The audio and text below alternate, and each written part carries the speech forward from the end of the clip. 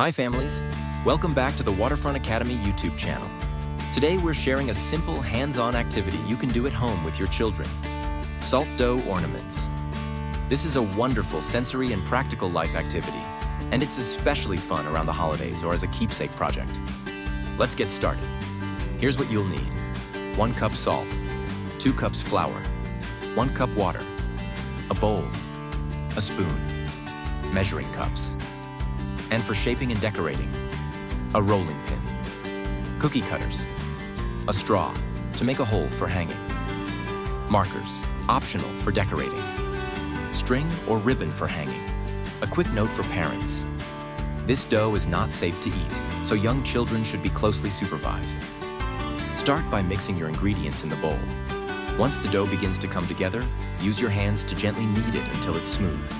We like to divide the dough into equal portions, especially if you're working with more than one child.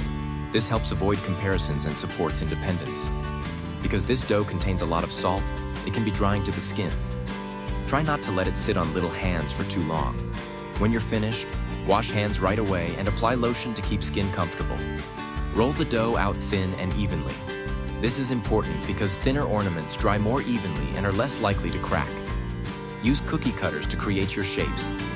This is a great opportunity for children to practice hand strength, coordination, and careful movement. Before the dough dries, use a straw to gently poke a hole at the top of each ornament. This will allow you to thread a string through later so the ornament can hang. We let our ornaments air dry overnight. Depending on your climate and how thick the dough is, they may need more time. If you'd like to speed things up, parents can bake them in the oven. Just be sure an adult handles this step. Once the ornaments are dried, you can decorate them with markers if you'd like. This step is optional.